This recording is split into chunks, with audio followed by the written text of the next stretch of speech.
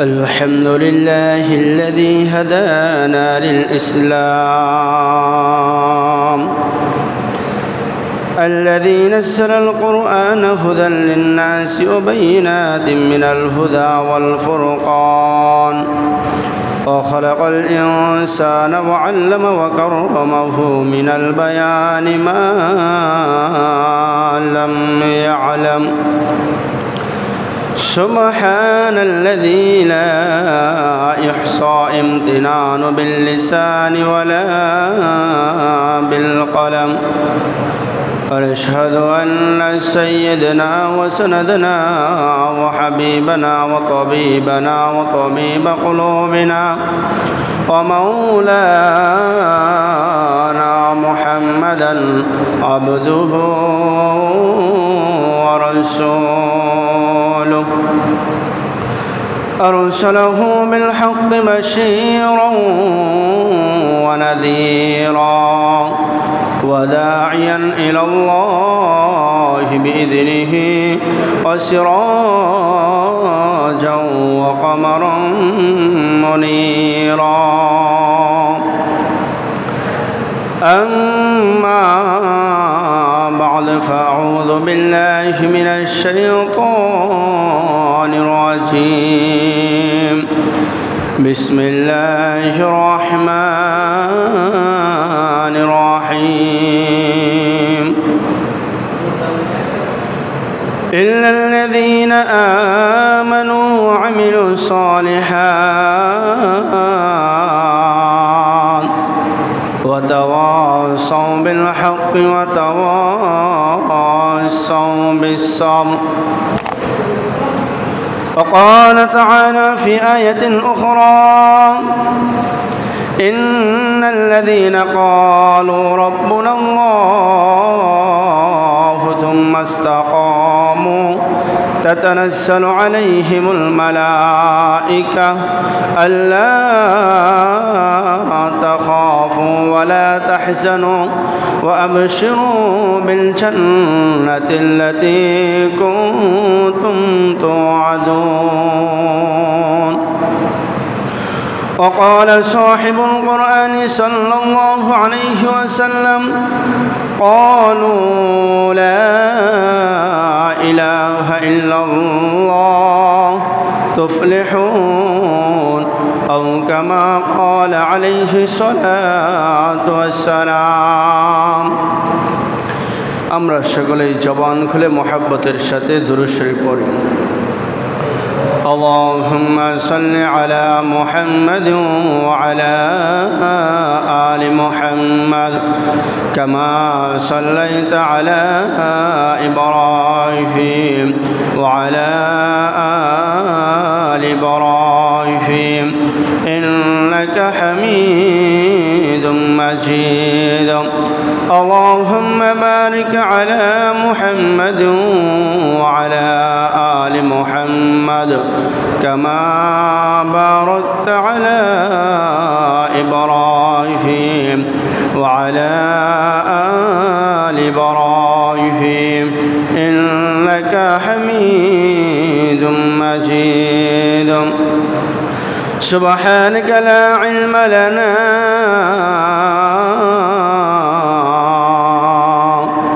سبحانك لا علم لنا إلا ما علمتنا إنك أنت العليم الحكيم. معزز محترم হাজিরিন দিগার মুরব্বিয়ান ইসলাম বিরাদরুন ইসলাম সম্মানিত প্রিয় মহব্বতের মুসল্লি ভাইরা, আল্লাহ পাক রব্বুল আলামিনের লাখো শুকরিয়া যেই মহান রব্বুল আলামিন আমাদেরকে ভালোবেসে মহব্বত করে জুমার নামাজ আদায় করার জন্য মসজিদে আসা বসার তৌফিক দান করেছেন। এই জন্য আমরা সকলেই দিল থেকে জবান খুলে মুসলমানের আওয়াজে শুকরিয়া আদায় করে বলি আলহামদুলিল্লাহ। প্রিয় ভাইরা আমার,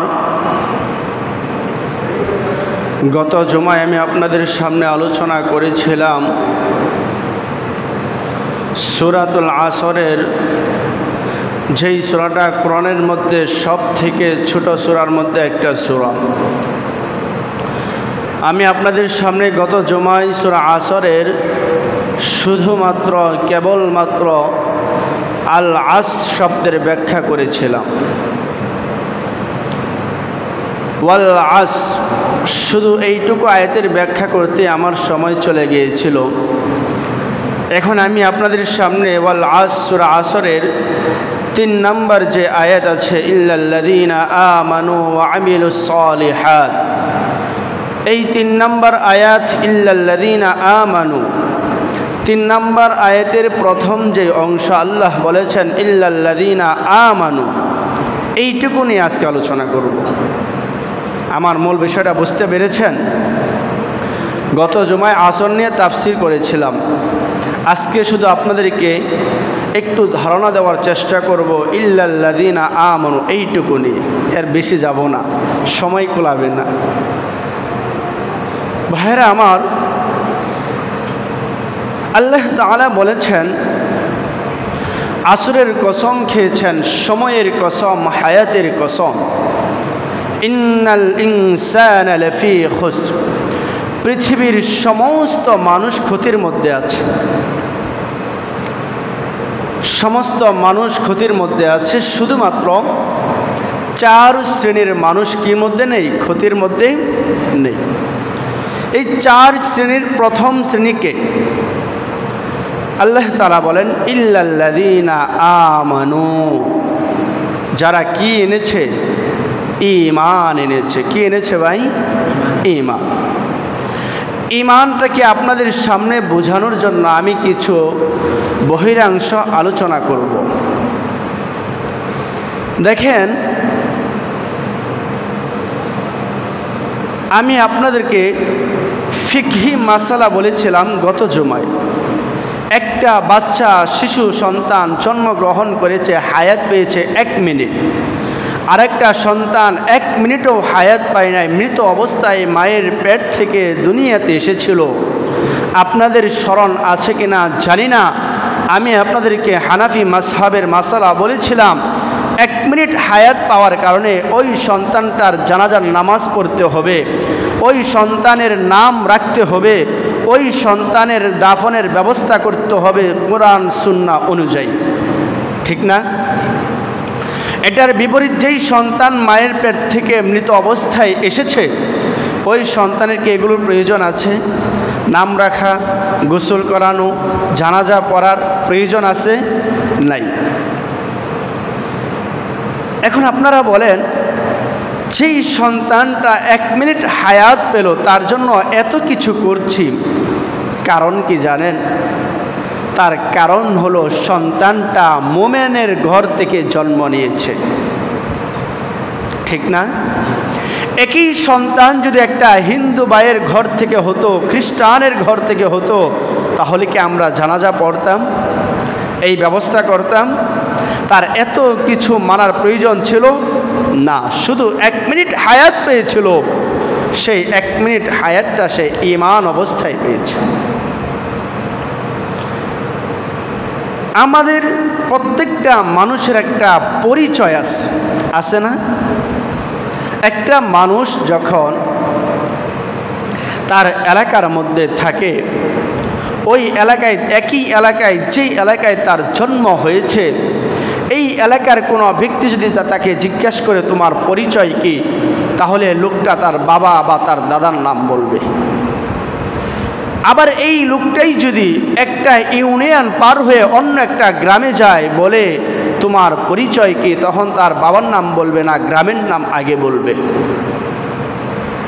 আবার যদি এই লোকটা উপজেলায় যা, তখন তার পরিচয় হয় আরেকটু বড় আকারে, তার একটা ইউনিয়নের পরিচয় হয়।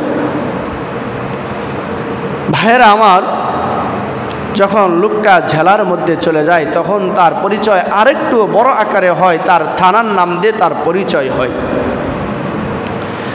আবার যখন লোকটা তার বিভাগ, তার জেলা পার হয়ে অন্য জেলায় চলে যায়, তখন তার পরিচয়টা থানার মধ্যে সীমাবদ্ধ থাকে না, তার পরিচয়টা তখন জেলার নাম বলে দিতে হয়। আবার যখন অন্য বিভাগের মধ্যে চলে যায় তখন বলতে হয় ঢাকা বিভাগ থেকে এসেছি অমুক জেলার। তার কারণ কি? আমি আপনাদের এখানে আছি, আমি যদি আমার গ্রামের বাড়ি বলি আপনারা চিনবেন, জানবেন? হ্যাঁ, আমাকে আমার জেলার নাম বলতে হবে, তাই না? কথা বুঝতেছেন আপনারা? কথা বুঝতেছেন? বোঝার চেষ্টা করেন আমি কেন বলতেছি, বুঝেন। এই জায়গায় যদি আমার এলাকার কথা বলি, আমার বাপদাদার পরিচয় দেই, আপনারা কেউ আমাকে চিনবেন না। যদি আমার জেলার কথা বলি তাহলে চিনবেন। ও মুসলমান, একই জেলার একই ব্যক্তি যখন অন্য দেশের মধ্যে চলে যায় তখন তার পরিচয়টা বিভাগের মধ্যে সীমাবদ্ধ থাকে না, তার পরিচয়টা জেলার মধ্যে সীমাবদ্ধ থাকে না, তখন তাকে বলতে হয় আমি বাংলাদেশি। বলতে হয় কি না? লোকটা সৌদি আরব গেল, লোকটা মালয়েশিয়া গেল, তখন তার পরিচয় হয় ভাই আমি বাংলাদেশি, হয় না?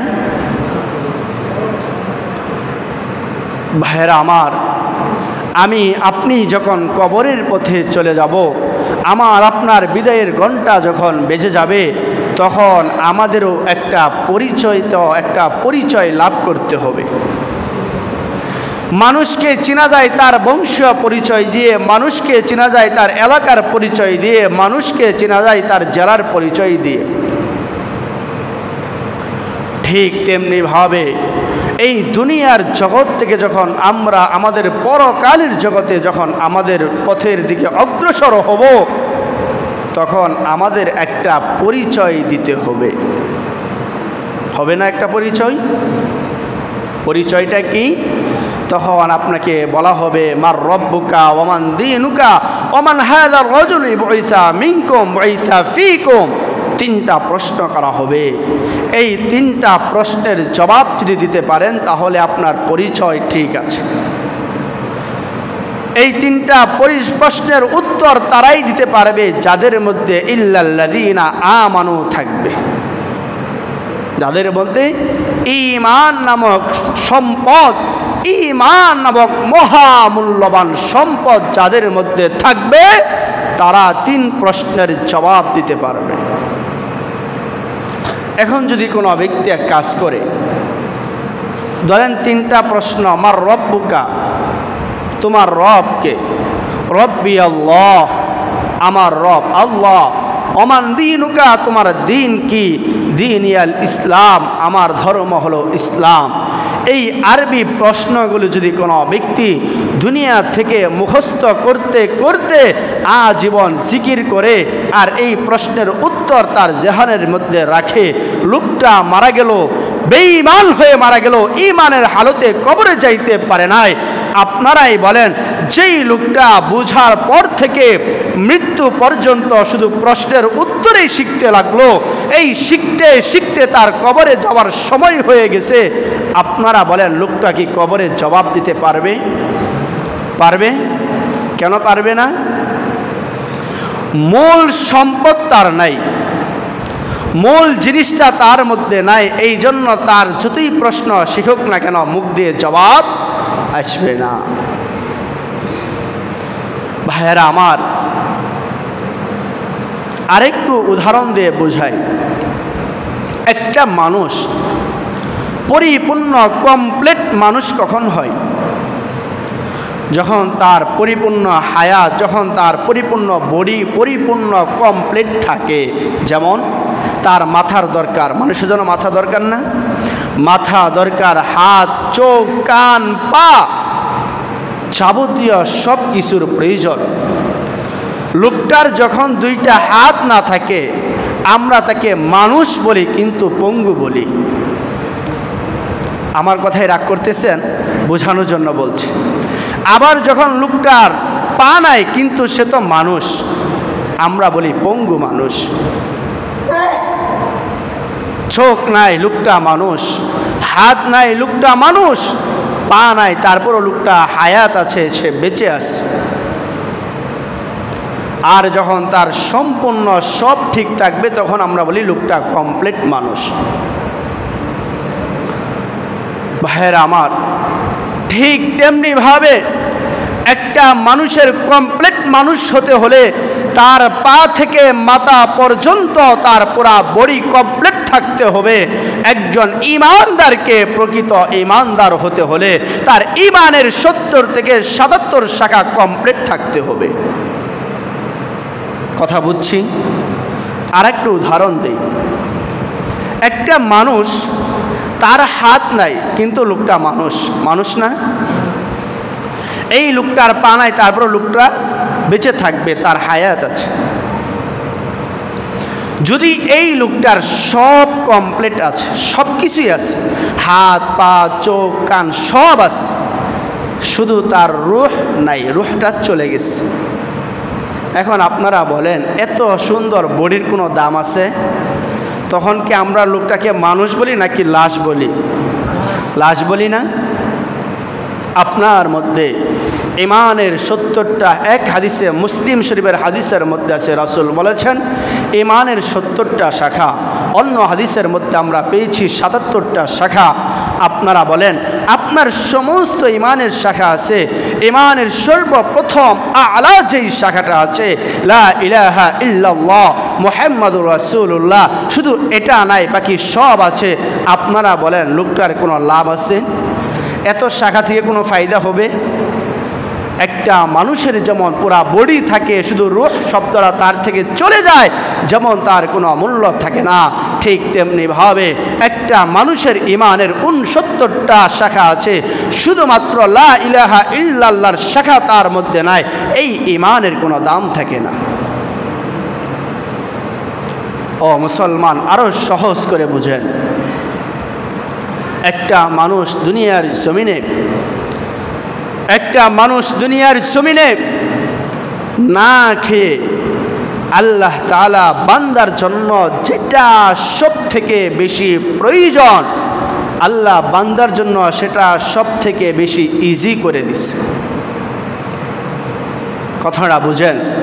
মানুষের জন্য সব থেকে বেশি যেটা প্রয়োজন, আল্লাহ সেটা তত বেশি সহজ করে দিছে।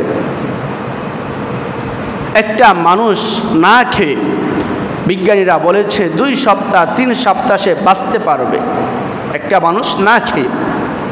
আবার একটা মানুষ, এখন দেখেন, না খেয়ে একটা মানুষ 2 সপ্তাহ বাঁচতে পারবে, 3 সপ্তাহ বাঁচতে পারবে, তার মনে খাবার না খেলেও কমপক্ষে সে 1 সপ্তাহ হায়াত পাবে না? অবশ্যই পাবে। এবার বলেন, হায়াত, এই খাবার আমাদের জন্য কিনে খাইতে হয় না? আচ্ছা, আবার একটা মানুষ পানি ছাড়া সর্বোচ্চ 4 থেকে 5 দিন বাঁচবে, শুধু পানি ছাড়া। তাহলে খাবারের তুলনায় পানিটা আরও বেশি প্রয়োজন। কি বলেন? আল্লাহ তাআলা আমাদের জন্য পানির ব্যবস্থা করে দিছে না? কি বলেন? ফ্রি করে দিছে না টাকা লাগে? এই যে আমাদের হাউস, অজুখানা, মাশাআল্লাহ, অজু করতে 2 বালতি পানি চলে যায়, কোনো খবর থাকে না। আল্লাহ এত ফ্রি করে দিয়েছে যে আমরা অপচয় করতে, আমরা পানি আমাদের যতটুকু প্রয়োজন তার থেকে বেশি আমরা ব্যয় করতে দ্বিধাবোধ করি না। এত বেশি আল্লাহ আমাদেরকে পানির ব্যবস্থা করেছে, সেদিকে যাব না। এরপরে আসেন, একটা মানুষ যদি তার জন্য পৃথিবীর বাতাস অর্থাৎ অক্সিজেন আল্লাহ তাআলা যেটা দিয়েছে, একটা মানুষকে যদি আল্লাহ তাআলা 4 মিনিট অক্সিজেন বন্ধ রাখে, 4 মিনিট বাতাস যদি বন্ধ রাখে, লোকটা কি বাঁচবে না মারা যাবে? মারা যাবে না? এবার বলেন, সব থেকে বেশি খাবার যতটুকু প্রয়োজন তার থেকে বেশি পানির প্রয়োজন, পানি যতটুকু প্রয়োজন তার থেকে বেশি অক্সিজেনের প্রয়োজন। আল্লাহ তাআলা আমাদের অক্সিজেন কি টাকার বিনিময়ে দিচ্ছে না ফ্রি দিচ্ছে? ফ্রি দিচ্ছে না? আমি কথা বলতে চাচ্ছিলাম, আমাদের জন্য যেই জিনিসের প্রয়োজন যত বেশি, আল্লাহ আমাদেরকে সেটা তত বেশি ব্যবহার করার জন্য ফ্রি করে দিচ্ছে। যদি আল্লাহ বলতো অক্সিজেন ব্যবহার করবা বিনিময়ে 1 লক্ষ টাকা একদিনে দিতে হবে, সম্ভব ছিল? আমাদের হসপিটালে যারা ভর্তি থাকে, আইসিইউর মধ্যে যারা ভর্তি থাকে দৈনিক, আমাদের এখানে এক ভাই আছে, নাম বলবো না, একদিনে তার বিল হয়েছিল 2 লক্ষ টাকা আইসিইউর মধ্যে থাকার পরে। এবার আপনারা বলেন, আল্লাহ তাআলা যদি আমরা দুনিয়াতে বাঁচার জন্য কতদিন বাঁচবো সেটার গ্যারান্টি আমি আপনি দিতে পারি না। আমার জমি বেচতে প্রয়োজন পড়লে জমি বিক্রি করি, এরপরে আমার চিকিৎসা করি না? চিকিৎসা করার পরেও লোকটা বাঁচবে কিনা এটার কোনো গ্যারান্টি আছে?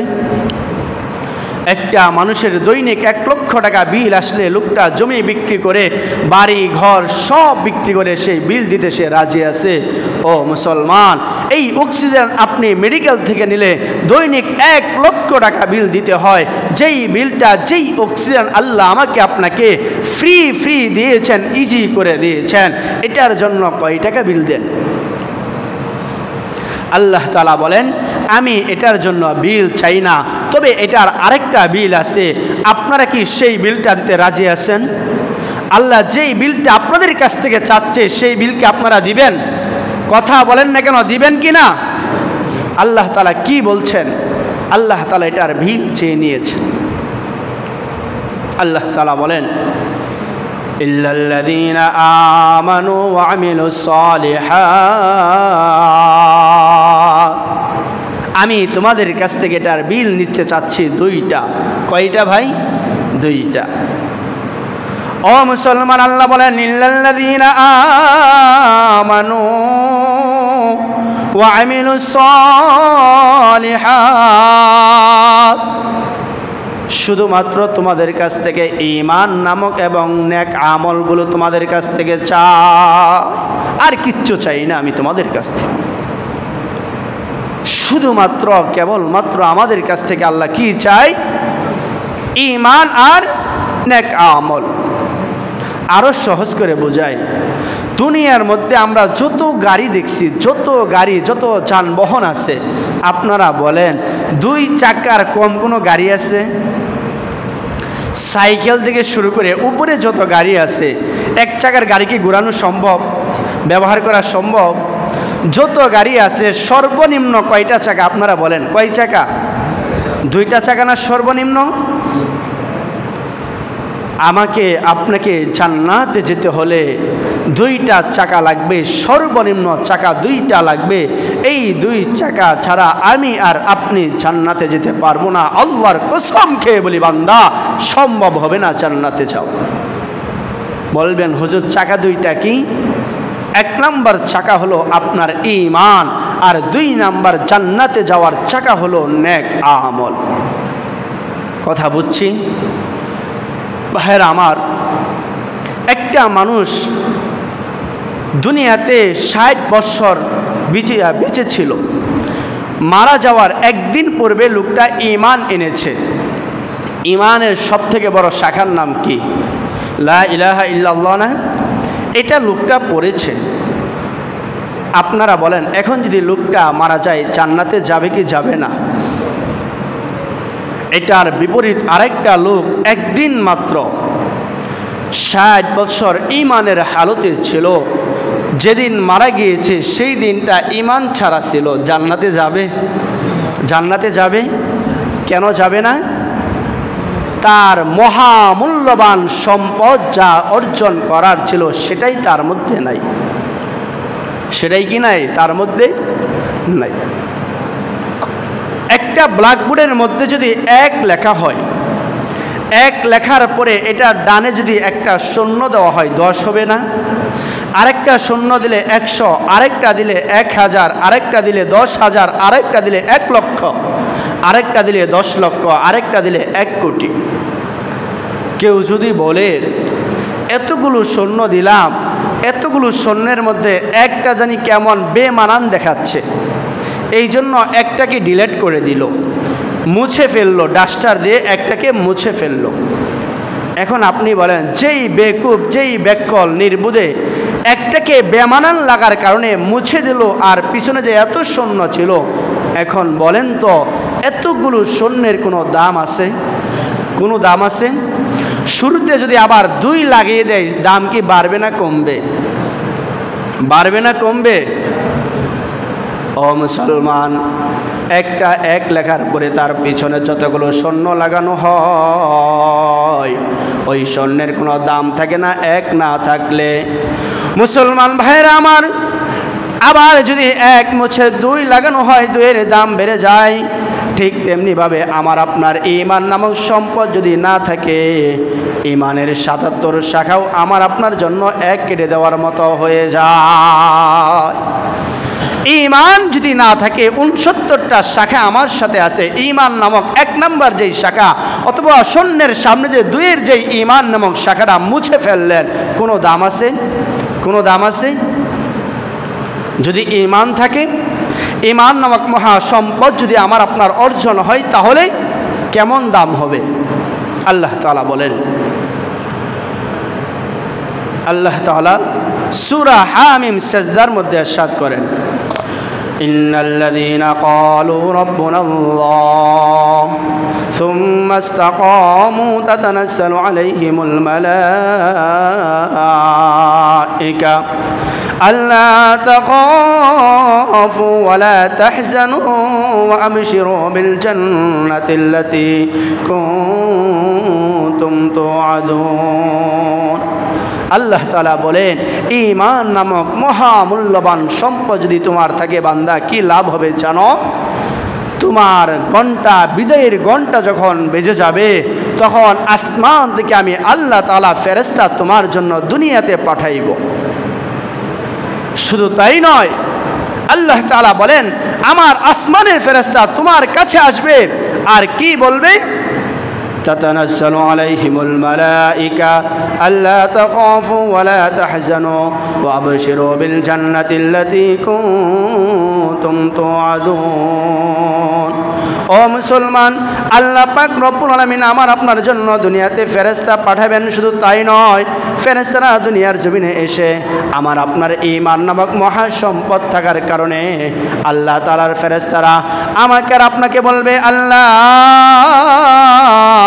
তাখাফু, তোমার কোনো ভয় নাই, ওয়ালা তাহজানু, কোনো চিন্তা নাই, ওয়া আবশিরু বিল জান্নাতিল্লাতী কুনতুম তুআদুন, আল্লাহ তাআলা তোমাদেরকে জান্নাতের সুসংবাদ দিয়ে দিয়েছে। এই যে ঈমান নামক সম্পদ আমার আপনার থাকার কারণে আল্লাহ তাআলা দুনিয়ার মধ্যে কি এসে সুসংবাদ দিয়েছে? জান্নাতের সুসংবাদ দিয়েছে না? আবার যখন এই ঈমানটা আপনার আমার পরিপূর্ণভাবে অর্জন হয়ে যাবে, আমার আপনার ঈমান যখন পরিপূর্ণভাবে হাসিল হয়ে যাবে, তখন আমার আপনার কাছে ঈমান ছাড়া, আল্লাহ তাআলার কালাম ছাড়া, আল্লাহ তাআলার হুকুম ছাড়া দুনিয়ার সব কিছু আমার কাছে ঘৃণিত, দুনিয়ার সব কিছু আমার কাছে অপছন্দ হয়ে যাবে, যদি আমার আপনার ঈমান পরিপূর্ণ অর্জন হয়ে যায়।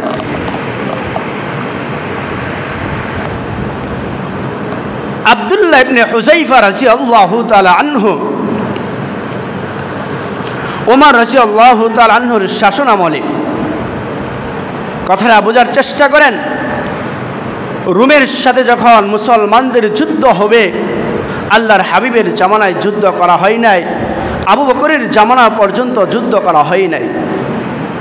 ওমর রাদিয়াল্লাহু তাআলা আনহু যখন দেশের সরকার হলেন, প্রধানমন্ত্রী হলেন, তখন যখন রোমের সাথে মুসলমানদের যুদ্ধ হবে, যুদ্ধের সময় রোমের বাদশাহ বলেছিল, তার বাহিনীদেরকে বলছিল, মুসলমানরা কিসের বিনিময়ে এত শক্তিশালী, এত সাহস তাদের অর্জন হয়েছে, এটা দেখার জন্য, পরীক্ষা করার জন্য মুসলমানদের কয়েকটা লোককে গ্রেফতার করে আমার কাছে নিয়ে আসবা।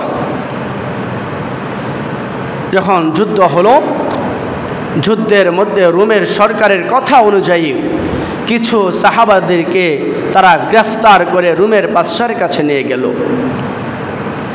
রোমের বাদশার কাছে নিয়ে যাওয়ার পরে প্রশ্ন করা হলো, রোমের বাদশা প্রশ্ন করলেন, তোমাদের মধ্যে তোমাদের এই দলের আমিরকে? তখন আব্দুল্লাহ ইবনে হুযায়ফা রাদিয়াল্লাহু তাআলা আনহু বললেন, আমি এই দলের আমির। তখন রোমের বাদশাহ তাকে কয়েকটা ভালো প্রস্তাব দিয়েছিল। ১ নম্বর প্রস্তাব হলো, তুমি যদি আমাদের খ্রিস্টান ধর্ম গ্রহণ করো, আমার সবথেকে সুন্দর রমণীটাকে তোমার সাথে বিবাহ দিব। ২ নম্বর প্রস্তাব, আমার অর্ধেক রাজত্ব তোমাকে দিয়ে দিব, আর আমি মৃত্যুবরণ করার পরে সমস্ত রাজত্ব তোমার হাতে ন্যস্ত করা হবে। আব্দুল্লাহ ইবনে হুযায়ফা রাদিয়াল্লাহু তাআলা আনহু তার এই প্রস্তাব দেওয়ার পরে হেসে হেসে জবাব দিচ্ছিল, তুমি তো আমাকে শুধু তোমার রুমের রাজত্ব দিতে চাচ্ছ, আমাকে যদি পুরা পৃথিবীর রাজত্ব আমি আব্দুল্লাহ ইবনে হুযায়ফাকে দাও, আর দুনিয়ার মধ্যে যত যত সুন্দর রমণী আছে সবগুলোকে যদি আমার সাথে বিবাহ দিতে চাও, এরপরেও মুহাম্মদের ধর্ম আমি ত্যাগ করতে রাজি হব না। আপনারা বলেন এই জবাবটা কেন আসছে? ঈমানের পূর্ণতার কারণে না অসম্পূর্ণতার কারণে? ঈমানের পূর্ণতার কারণে না? মুসলমান ভাইয়েরা আমার, আব্দুল্লাহ ইবনে হুযায়ফাকে প্রথম প্রস্তাব দেওয়া হলো। ও মুসলমান, প্রথম প্রস্তাব যখন পরিত্যাগ করলো, 2 নাম্বার প্রস্তাব দেওয়া হলো। 2 নাম্বার প্রস্তাবও যখন ত্যাগ করলো, লোভনীয় প্রস্তাব দেওয়ার পরে আব্দুল্লাহ ইবনে হুযায়ফা তাদের প্রস্তাবগুলো গ্রহণ করে নাই। ও মুসলমানের পরে যখন তাদেরকে যখন দুঃখ, তাদেরকে যখন কষ্ট দেওয়া শুরু করলো, এরপরে রোমের সম্রাট আব্দুল্লাহ ইবনে হুযায়ফার সামনে একটা কাজ করলো। তাদের একটা গোয়েন্দা ছিল, একটা প্রহরী ছিল, তাকে বলল আব্দুল্লাহ ইবনে হুযায়ফাকে 7 দিন যাবত তাকে কোনো খাবার দিবা না। যখন সে খাবারের জন্য হাহুতাশ করবে, তখন আমি রোমের বাদশাকে তার কাছে নিয়ে যাওয়া, আমাকে তার কাছে নিয়ে যাওয়া। 1 সপ্তাহ চলে গেল, কোনো খাবার দেওয়া হলো না। খাবারের জন্য ছটফট করতেছে। এমন সময় রোমের বাদশাকে খবর দেওয়া হলো, বাদশাহ এই আব্দুল্লাহ ইবনে হুযায়ফা খাবারের জন্য ছটফট করছে। মুসলমান ভাইয়েরা আমার, আব্দুল্লাহ ইবনে হুযায়ফা যখন খাবারের জন্য ছটফট করতে লাগলো, এমন সময় রোমের বাদশা তার প্রহরীকে বলল, তার জন্য শুকরের মাংসের ব্যবস্থা করো আর মদের পানির ব্যবস্থা করো, এগুলো তার খাবার তার সামনে পেশ করো। মুসলমান ভাইয়েরা আমার, আব্দুল্লাহ ইবনে হুযায়ফা যখন এই খাবারগুলো তার সামনে পেশ করা হলো, এবার রোমের বাদশা তার কাছে গেল। যাওয়ার পর বলতেছে, ও আব্দুল্লাহ ইবনে হুযায়ফা, এই খাবারগুলো কিসের খাবার তুমি জানো নাকি? একটা খাবার হলো শুকরের মাংসের খাবার, আর যেই পানি, এই পানিটা হলো মদের মিশ্রিত পানি, সুতরাং এগুলো তুমি এখন খাও। আব্দুল্লাহ ইবনে হুযায়ফা এমন একটা জবাব দিয়েছিল, ও মুসলমান, আমার আপনার ঈমানের পূর্ণতা যখন পরিপূর্ণভাবে অর্জন হয়ে যাবে, তখন আব্দুল্লাহ ইবনে হুযায়ফার মতো আমি আপনি ঈমানের জন্য জীবনটাও দিয়ে দিতে পারবো। বলেন কথা ঠিক কিনা? মুসলমান ভাইয়েরা আমার, রোমের বাদশা থেকে খাবারের জন্য আহ্বান করলো।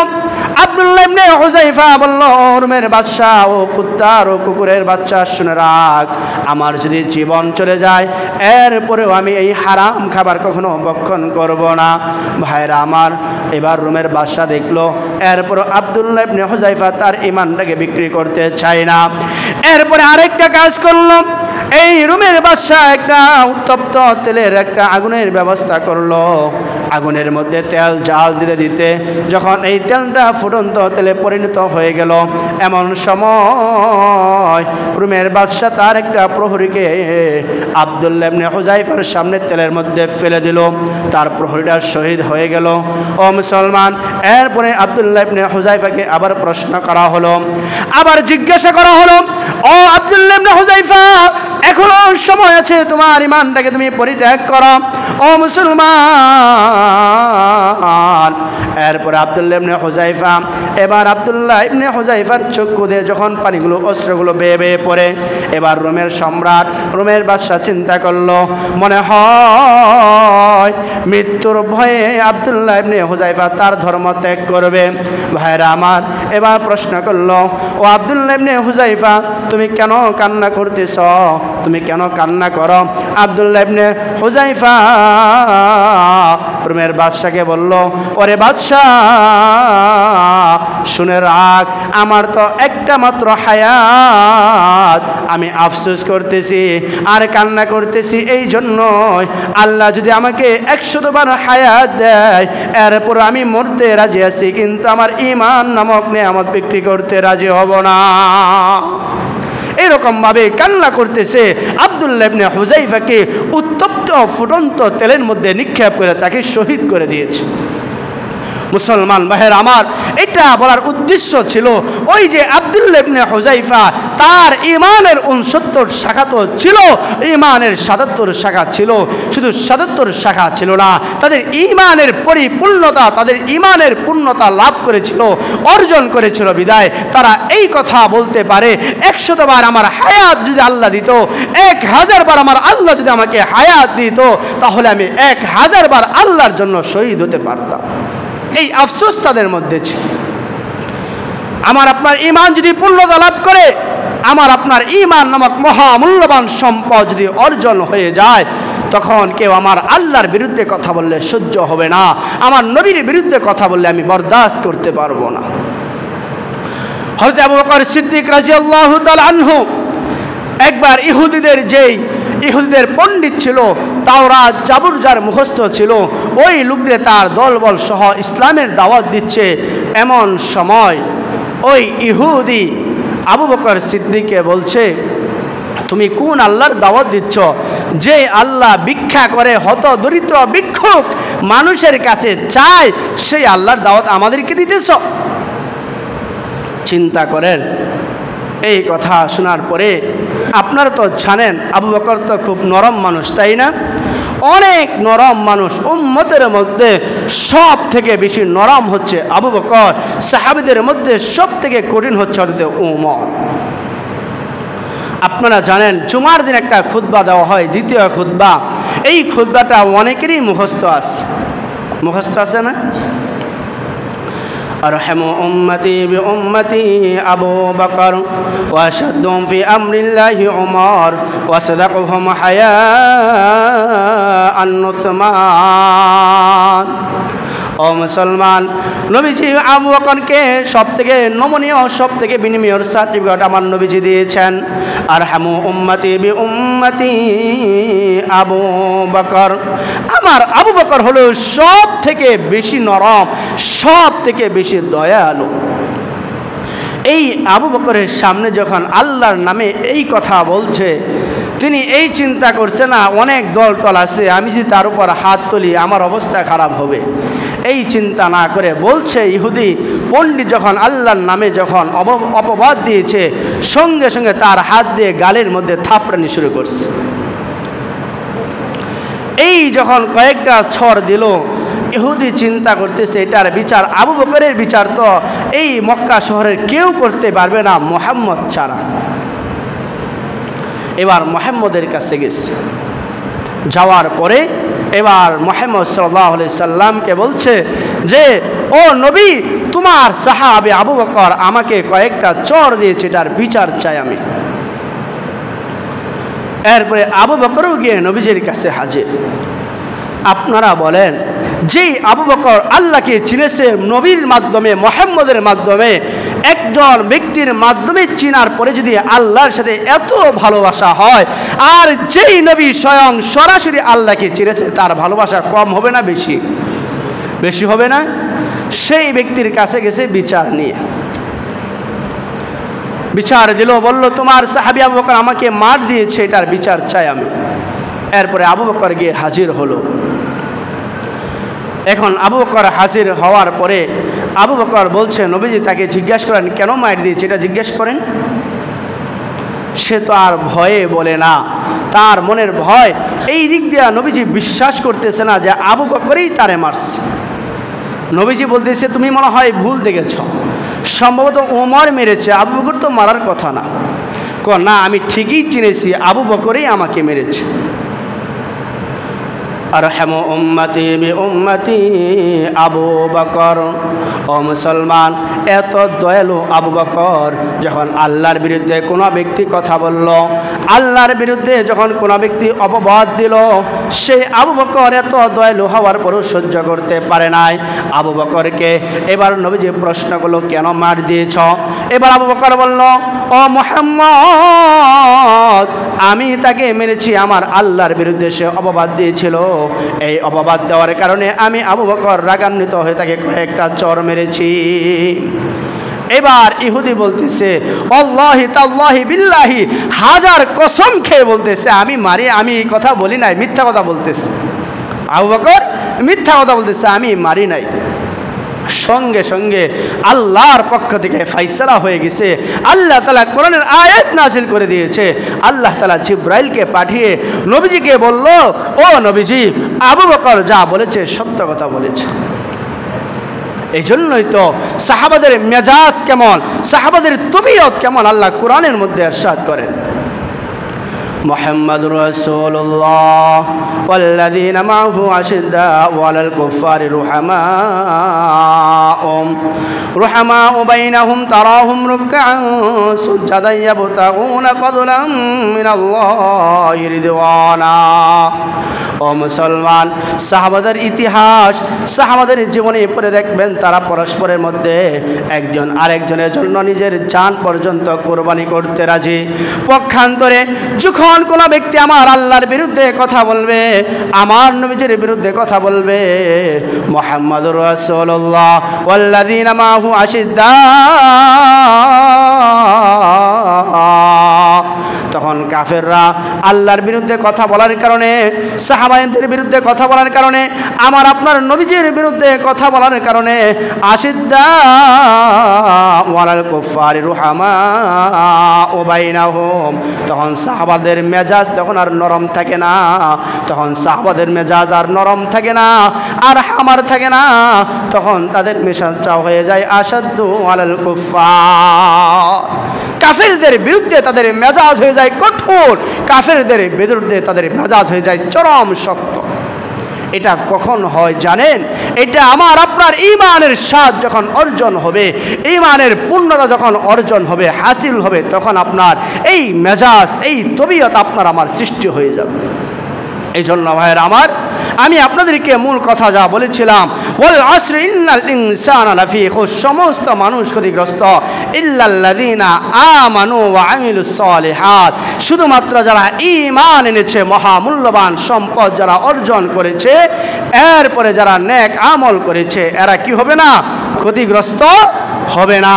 এই জন্য ভাইয়ের আমার, আমার আপনার জান্নাতে যেতে হলে, আমাকে আপনাকে জান্নাতে যাওয়ার ইচ্ছা থাকলে অবশ্যই ঈমান নামক মহামূল্যবান সম্পদ অর্জন করতে হবে। জান্নাতে যেতে হলে দুইটা চাকার গাড়ি নিয়ে আমাকে জান্নাতে যেতে হবে। ঈমান এক চাকা, নেক আমল আরেকটা চাকা, এই চাকা ছাড়া আপনি জান্নাতে যেতে পারবেন না। ও মুসলমান, আগেও বলেছি, এখনো বলি, আপনার ঈমানের 69টা শাখা আছে, শুধুমাত্র লা ইলাহা ইল্লাল্লাহর শাখা নাই, আপনি জান্নাতে যেতে পারবেন না। ঈমানের 10টা শাখা আছে, আপনার 50-60টা শাখা নাই, আপনি জান্নাতে যেতে পারবেন না। এই জন্য আমাদের উচিত হলো ঈমানের পরিপূর্ণ শাখাগুলো অর্জন করা, ঈমানের পরিপূর্ণ শাখাগুলো হাসিল করা।